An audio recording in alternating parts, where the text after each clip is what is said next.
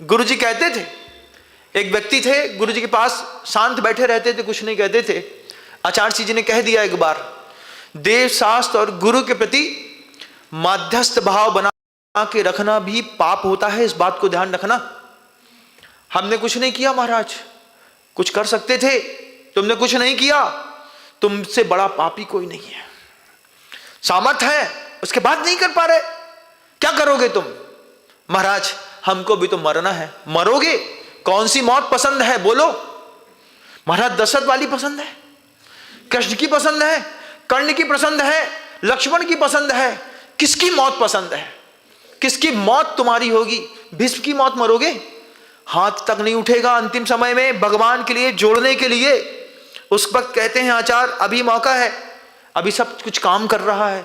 भेद विज्ञानतः सिद्धा, भेद विज्ञान के माध्यम से अपने आप को जहां पर हो वहीं पर सिद्ध करो।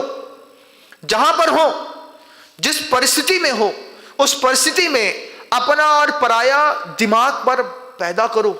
क्या है गुरुदेव, 20 साल और रुक जाते, कोई बड़ी बात नहीं थी गुरुजी के लिए। डॉक्टरों ने बोला था छोटा सा इलाज है एलोपैथी में।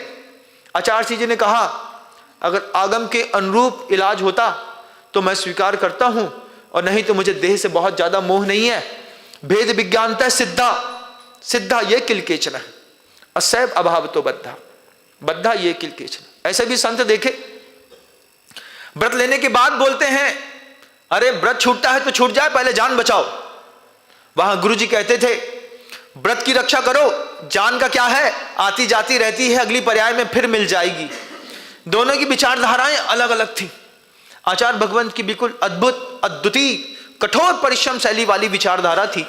उसी विचारधारा से हम लोग ढल करके आए हैं। उसी विचारधारा में 20 साल 22 साल जी करके यहां पर आपके बीच में बैठा बंधुओं। आचार्य जी को दिन रात देखा मैंने देखा उनके भेद विज्ञान की शैली। आचार्य जी को जब बताया, प्रधानमंत्री नरेंद्र मोदी ने खुद 4 आयुष मंत्रालय के बड़े डॉक्टर भेजे थे, फ्लाइट से आए थे। आचार्य जी को देखा, गुरुजी से कहा गुरुजी छोटा सा इलाज है, अभी कुछ नहीं होगा, बहुत जल्दी सब ठीक हो जाएगा और आपको भी बहुत आराम लग जाएगा, शरीर स्वस्थ हो जाएगा, आपकी संसार को जरूरत है। आचार्य जी बोलते मुझे भी तो मेरे आगम की जरूरत है, आज मेरे भेद विज्ञान का समय आया है। अब मैं भी देखता हूं कि मुझको शरीर से कितना मोह है, और धीरे धीरे धीरे धीरे धीरे जैसे रेफ विसर्जित हो जाती है, जैसे विसर्ग विसर्जित हो जाता है, ऐसे उन्होंने अपने शरीर का विसर्जन करके और अनंत की यात्रा पर चले गए। भेद विज्ञानतः सिद्धा, और जाने से पहले सिखा करके गए। जब उस्ताद बोलता है पीछे पीछे चले आना, तो पीछे पीछे आने की टेक्निक उस्ताद पहले दे चुका होता है। सबके लिए संबोधन था, पूरे संघ के लिए, हर एक साधु और आरिका के लिए गुरुजी का संबोधन था, मैं जा रहा हूं, तुम लोग पीछे पीछे आ जाना। अब वो चले गए, अब पीछे पीछे जाना है, तो रास्ता कोई दूसरा नहीं हो सकता।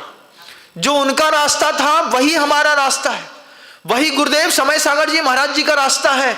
सब उसी रास्ते पर पीछे पीछे चुपचाप चल रहे हैं, एक एक कदम रोज बढ़ रहा है, रोज जा रहे हैं उसी संलेखना के पीछे।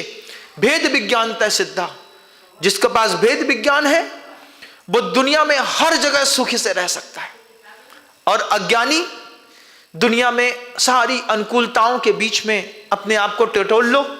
बता दो घर के अंदर कितना सुख मिलता है, बता दो मुझे किस चीज से मिलता है, किस चीज से मिलता है। महाराज जिस चीज को सुख का साधन समझ करके लाए थे, सबसे बड़ा दुख का साधन तो वही वस्तु निकलती है। आगम ग्रंथकार कभी भी गलत नहीं होते बंधुओं। सर्वज्ञ परमेष्ठी की वाणी मुख से निश्चित हुई है वह बात, दुनिया किसी भी प्रकार का सुख के साधन इकट्ठे कर ले, थोड़े समय के बाद सुख का साधन दुख का साधन जरूर बनता है। आपके दुनिया में इकट्ठे किए गए हर सुख के पीछे 5 कारण जबरदस्त हैं। आपका सुख कैसा है? आचार्य कहते हैं सपरम बाधा संयम विच्छिन्नम बंध कारणम विषमम। 5 उसमें विशेषण लगाए। कोई भी चीज है, मकान बनाया सपरम, दूसरों के निमित्त से बना, दूसरे ने बनाया, तुम्हारा पैसा लगा, ठीक है। अब बताओ, जब मकान बन रहा होता है और मिस्त्री जब नहीं आता है, मकान लेट हो रहा होता है, अंदर कैसा लगता है? खिसियाहट। 6 महीने हो गए, 7 महीने हो गए, साल भर हो गया, 2 साल हो गया, मकान नहीं बन पा रहा है। अब जैसे जैसे वो बनता है, अब आया है, अब मिस्त्री आया, एक दीवार की छपाई होनी है, 3 दिन लगा दिया। अब आदमी क्या सोचता है? काश मैं ही कर लेता, लेकिन आता नहीं है। कर तो हम भी लेते, लेकिन आता नहीं है। आता नहीं है तो जब मिस्त्री के ऊपर डिपेंडेंट होते हैं, मकान तो हमारा बना महाराज, लेकिन इतना धीमे बना कि मकान का उत्साह मर गया। जिस दिन बन करके तैयार हुआ, उस दिन हमारा डिमोटिवेशन हो गया। बनने के बाद तैयार हुआ तो लड़का क्या बोलता है? तुम ही रह लो इस मकान में, या तो तुम रहोगे या हम रहेंगे। मती मारी गई। क्यों?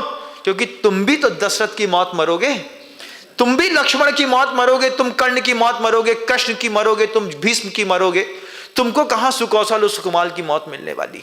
तुमको कहां ध्यान के माध्यम से भगवान महावीर के जैसा अंतिम मृत्यु का सत्य दिखने वाला? हमने ऐसा किया क्या कि हमको भगवान महावीर के जैसे अंतिम समय गुजारने का मौका मिलेगा? हम जिंदगी भर तो लगे रहे देवशास्त्र गुरु के पीछे, लेकिन दूसरे परिणामों के साथ लगे रहे। हमारे काम में आए तो महाराज बहुत अच्छे, अगर महाराज ने हमसे काम ले लिया तो दुनिया में इससे बुरा कोई साधु नहीं है।